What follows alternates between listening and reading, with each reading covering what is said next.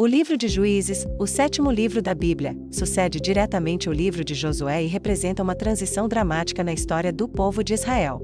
Após a conquista e divisão da terra prometida sob a liderança firme e espiritual de Josué, Israel entra em uma nova fase marcada pela descentralização, instabilidade política e crescente apostasia. O nome do livro refere-se às figuras conhecidas como juízes, que não devem ser entendidos apenas como magistrados judiciais no sentido moderno, mas como líderes carismáticos e temporários levantados por Deus em momentos de crise para libertar Israel da opressão inimiga. Estes juízes exerciam, em geral, funções militares, civis e religiosas, atuando como salvadores locais em um contexto tribal. A narrativa do livro de Juízes abrange o período entre a morte de Josué e a instituição da monarquia em Israel, o que situa sua cronologia aproximadamente entre os séculos 13 e c.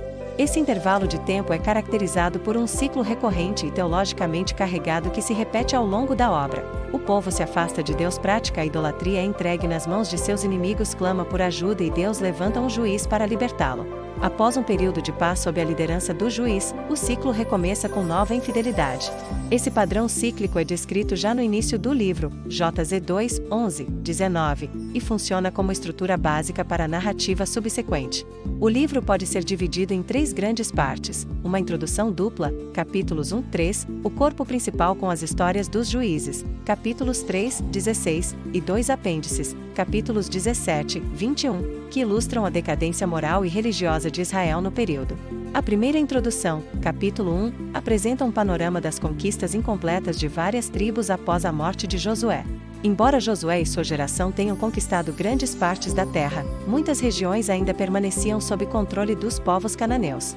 O texto registra repetidamente que determinadas tribos não expulsaram os habitantes pagãos, em desobediência direta à ordem divina.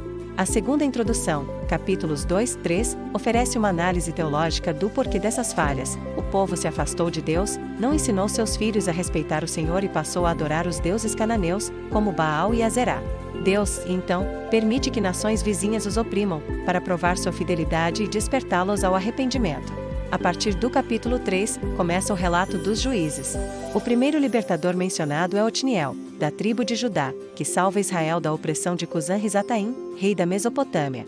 Embora sua história seja breve, ele inaugura o padrão: Deus levanta um juiz, concede-lhe vitória militar, e a terra tem paz por um período.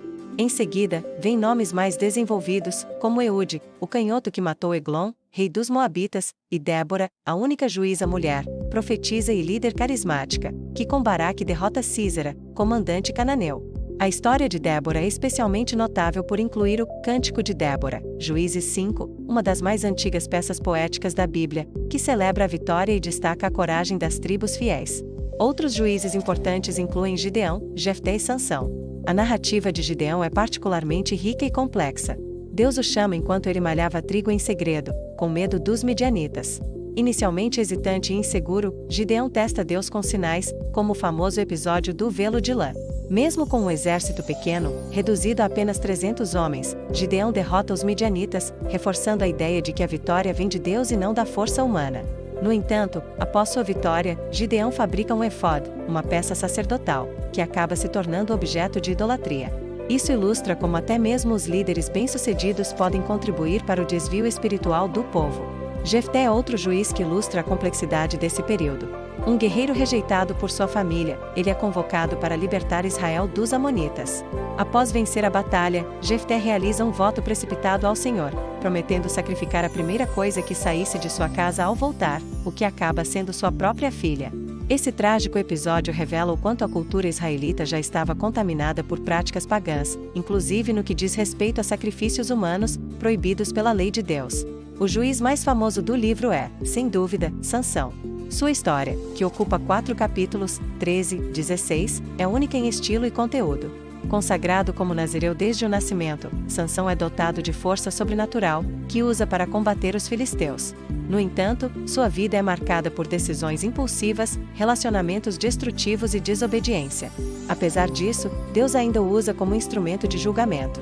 Sua queda nas mãos de Dalila, que o trai revelando o segredo de sua força, culmina com sua morte trágica ao derrubar o templo filisteu, matando a si mesmo e a milhares de inimigos. A história de Sansão, com todas as suas contradições, simboliza bem o período dos juízes, força misturada com fraqueza moral, zelo com falta de discernimento, e ações de Deus apesar da infidelidade humana. Os capítulos finais, 17, 21, funcionam como apêndices e não seguem a estrutura cíclica anterior. Eles contêm 2 episódios marcantes que ilustram a degradação moral e religiosa de Israel naquele tempo. O primeiro é a história de Mica e o levita, capítulos 17, 18, em que um homem fabrica ídolos e contrata um levita como sacerdote particular. A tribo de Dan, por sua vez, rouba os ídolos e o sacerdote e conquista uma cidade pacífica para si. O segundo episódio, capítulos 19, 21, relata o estupro coletivo e assassinato de uma concubina por homens da tribo de Benjamim, seguido de uma guerra civil que quase extermina essa tribo. Ambos os episódios terminam com a frase emblemática: naqueles dias não havia rei em Israel. Cada um fazia o que parecia certo aos seus próprios olhos. JZ 21h25. Essa frase, repetida ao longo do livro, resume o caos e a anarquia espiritual e social do período. Teologicamente, o livro de Juízes oferece uma leitura crítica e realista do ser humano e da sociedade quando se afasta de Deus. O ciclo de pecado, julgamento, arrependimento e restauração revela a longanimidade divina, mas também sua justiça. A fidelidade de Deus contrasta com a infidelidade constante do povo. O livro também mostra que Deus pode usar instrumentos imperfeitos, até mesmo pecadores como Sansão ou Jefté, para cumprir seus propósitos. Ao mesmo tempo, destaca a necessidade de liderança espiritual estável e fiel, algo que só será parcialmente alcançado com a instituição da monarquia, nos livros seguintes. Historicamente, Juízes mostra uma sociedade tribal descentralizada, onde as tribos agem com relativa autonomia e onde a unidade nacional é frágil. A ausência de um governo central contribui para a desordem moral e religiosa. A idolatria não é apenas tolerada, mas muitas vezes promovida pelos próprios líderes. A presença de cultos cananeus, a prática de votos tolos e o sincretismo religioso apontam para um povo que perdeu o senso da lei e da aliança. Na tradição judaica, o livro de Juízes serve como uma advertência contra a desobediência e um apelo à fidelidade à Torá. Ele reforça a importância da liderança temente a Deus e da unidade tribal sob os princípios da aliança mosaica. Já na tradição cristã, Juízes é muitas vezes lido à luz do Novo Testamento, como um retrato da condição humana sem a direção do Espírito Santo. Os juízes são vistos como prefigurações imperfeitas de Cristo, o verdadeiro libertador que viria para salvar definitivamente o povo de Deus. Em termos literários, Juízes é um livro dinâmico, rico em narrativas vívidas, personagens complexos e situações dramáticas.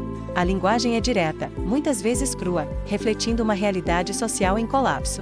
As histórias têm elementos heróicos, trágicos e até cômicos, mas sempre voltam à questão central da aliança com Deus. Mesmo nos piores momentos, a graça divina se manifesta, oferecendo ao povo uma nova chance de redenção. Em resumo, o livro de Juízes é um retrato sombrio, porém realista, do que acontece quando um povo perde sua referência espiritual e moral. É uma obra profundamente teológica, que expõe a fragilidade humana, mas também a fidelidade de Deus. Ele prepara o caminho para a transição à monarquia, sugerindo que sem liderança central, guiada por Deus, a sociedade corre risco de se autodestruir. Ao mesmo tempo, nos convida a refletir sobre a responsabilidade pessoal e coletiva na manutenção da justiça, da fé e da comunhão com o Senhor.